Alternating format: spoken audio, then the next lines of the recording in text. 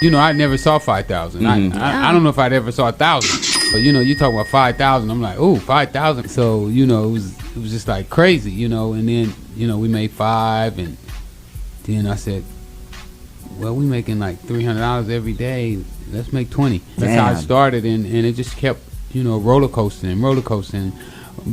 And was it crack at this time? Or was it both? Oh, both. Okay. Because this was, what year are we talking about? 81-ish.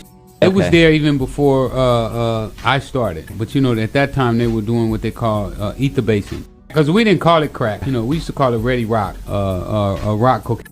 They used to what they call ether base. And it was so many chemicals to make it that somebody figured out that you could just do it with baking soda. And it was much faster. So it just flipped.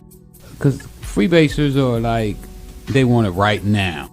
And it was a mentality of the people that were doing it, because all the people were doing it was wealthy, and you know how wealthy people are. And so that's pretty much how it kicked off, you know, and it just like kept snowballing, you know, kept getting bigger and bigger and faster and bigger and faster and better. And crack use is spreading wider, far from the cities and closer to the children. Can't trust really anybody. Man. There's a thing that we say when I was in jail, is that today's drug partner is tomorrow's snitch.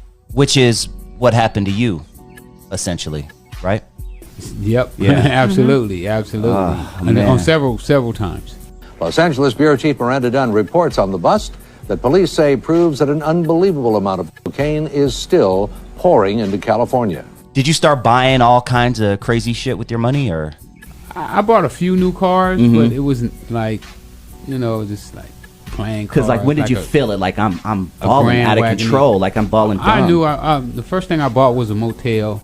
I knew when I bought the motel that I was wealthy.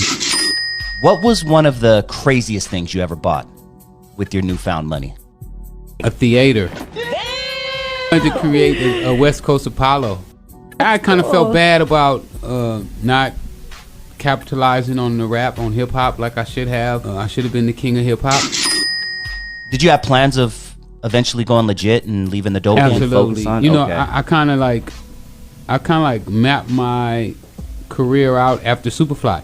I saw the movie Superfly. Okay. You know, and in the movie Superfly, if you remember, he wanted out of the game. You know, he no longer wanted to be a drug dealer, and so with myself, I wanted out.